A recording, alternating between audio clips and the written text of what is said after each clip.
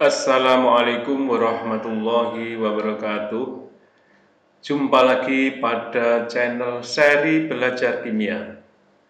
Pada kesempatan kali ini kita akan mempelajari korosi. Korosi adalah proses rusaknya logam akibat logam tersebut berubah menjadi senyawa lain melalui reaksi redoks dengan lingkungannya. Contoh korosi adalah besi yang berkarat. Ini bisa kita lihat gambar seperti ini. Ini adalah besi yang mengalami korosi. Ini permukaannya menjadi jelek, ini terkelupas, kasar, kemudian warnanya menjadi coklat. Ini yang besi warna aslinya mengkilap menjadi coklat.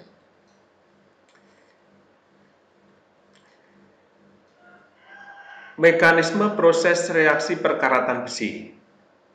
Secara elektrokimia, proses perkaratan besi adalah peristiwa teroksidasinya logam besi oleh oksigen yang berasal dari udara. Marilah kita perhatikan gambar ini. Ini adalah permukaan besi yang terkena air ya.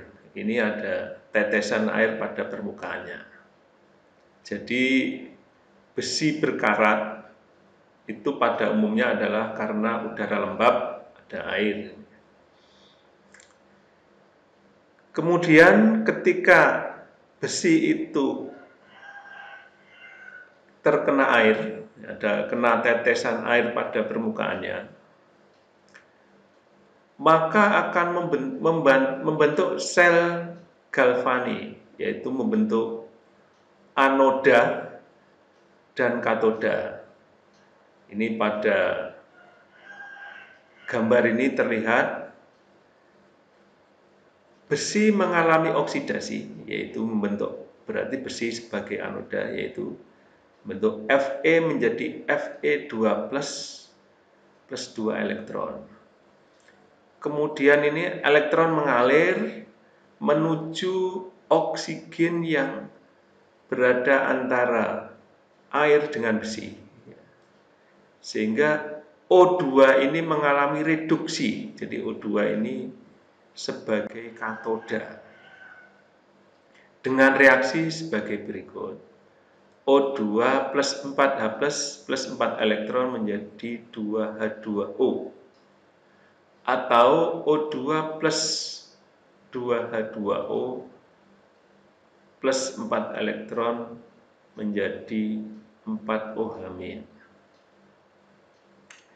Ini reaksi lengkapnya bisa kita lihat pada reaksi sel berikut. Jadi pada anoda ini Fe menjadi Fe2+ plus 2 elektron, E0-nya 0,44. Ya, ini karena anoda mengalami oksidasi, jadi potensialnya ini yang mula-mula min 0,44, karena reaksinya dibalik menjadi plus 0,44. Kemudian di katoda O2 plus 2H2O plus 4 elektron membentuk 4OH-, E0-nya 0,40. Sehingga reaksi selnya menjadi 2Fe plus O2 plus 2H2O, yaitu penambahan dari sini menjadi 2Fe2+ plus 4OH- dengan potensial sel 0,84. Ya, karena E0 selnya positif, ini maka reaksi ini berlangsung spontan begitu saja. Tidak perlu perlakuan, yaitu begitu besi kena air, maka langsung membentuk sel galvani membentuk reaksi sebagai berikut. Ion Fe2+ tersebut kemudian mengalami oksidasi lebih lanjut dengan reaksi Fe2+ plus O2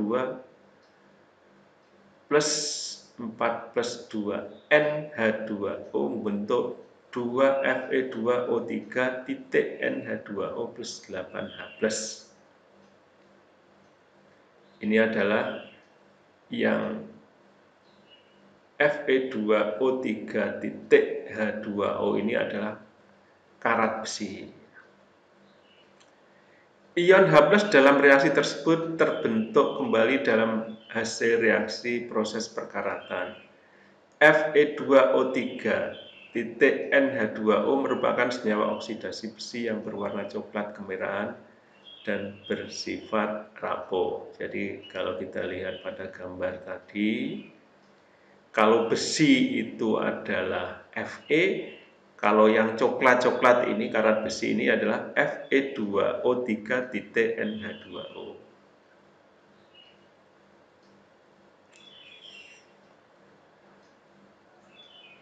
Terus faktor penyebab korosi yang mempercepat korosi, yang pertama adalah air dan kelembaban udara. Dilihat dari reaksi yang terjadi pada proses korosi, air merupakan salah satu faktor penting untuk berlangsungnya korosi. Udara lembab yang banyak mengandung uap air akan mempercepat berlangsungnya proses korosi. Yang kedua adalah adanya elektrolit, yaitu elektrolit berupa asam atau garam, merupakan media baik untuk terjadinya transfer muatan. Hal ini mengakibatkan elektron lebih mudah untuk diikat oleh oksigen di udara. Air hujan yang banyak mengandung asam, sedangkan air laut yang banyak mengandung garam. Oleh karena itu, air hujan dan air laut merupakan penyebab korosi yang utama. Jadi,